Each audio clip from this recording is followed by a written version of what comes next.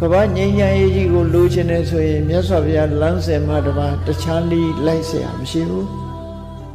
လက်နဲ့ကြီးတွေတကားကကင်ထားပြီးငြိမ်းချမ်းရေးစကားဆိုးနေတာဟာအလွန်ကိုရဲဝဲရကောင်းတယ်ပေါ့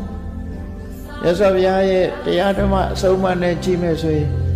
6လုံးမြူခါထိုးပြီးငြိမ်းချမ်းရေးစကားပြောနေလို့ဘယ်တော့မှရမှာမဟုတ်ဘူးမငြိမ်းချမ်းတဲ့အလုပ်တွေလုပ်နေကြရင်ဘယ်တော့မှငြိမ်းချမ်းမှာမဟုတ်ဘူးဆိုတာအလွန်ထင်ရှားတယ်ပေါ့အလုံးဟာတယောက်နဲ့တယောက်အနံ့ရခြင်းနေတယ်ဆိုရင်ဘယ်တော့မှငြိမ်းချမ်းမှာမဟုတ်ဘူးကဘာကြီးဟာငြိမ်းချမ်းရေးမရနိုင်ဘူးယဟန်သံဃာတွေကိုတည်ပြီးဆုံးမတဲ့အခါမှာအဟန္တာဂောဝသင်္ဃာမေသဗ္ဗတောပဋိတံတရံ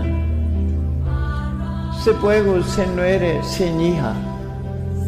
ရန်သူတွေပြစ်လိုက်တဲ့မြားတံနေလှမ်းချက်တွေမြားချက်တွေဓာတ်ရာတွေအဲ့ဒါတွေကိုအမှုမထားပဲနဲ့ရှေ့ကိုအတင်းတက်ပြီးတော့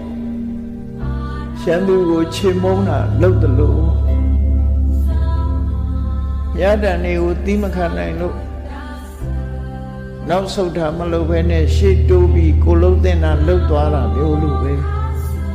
ငါဟာအများစုရဲ့စော်ကားတဲ့စကားတွေကိုငါသိခံမယ်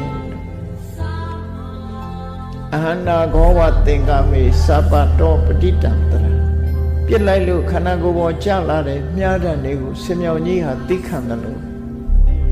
ငါဟာလည်းပဲသိခံမယ်လူတွေစော်ကားမော်ကားပြောတဲ့စကားတွေမှန်သမျှအကုန်လုံးသိခံမယ်သိခံနေဆိုတဲ့အဓိပ္ပာယ်ဟာ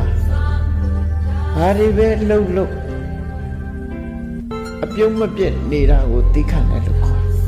စိတ်ဆွမ်းအားတစ်မျိုးပဲသိခံမှုဆို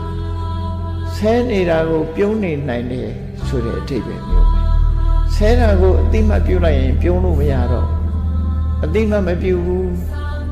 ဆိုလို့ရှိရင်ကိုယ့်ရင်ထဲမှာအဆဲတွေရောက်မလားအဲ့ဒါလို့မြတ်စွာဘုရားကဘာဖြစ်လို့စော်ကားတဲ့စကားတွေကိုသိခံမယ်လို့ပြောတယ်လဲဆိုရင်ဒုတိလောဟိဘောဇနောတဲ့လောကမှာလူအများစုဟာကိုယ်ချင်းတရားပြပြသူတွေဖြစ်တယ်ဒါကြောင့်မို့သူတို့နဲ့တုဖက်ပြီးတော့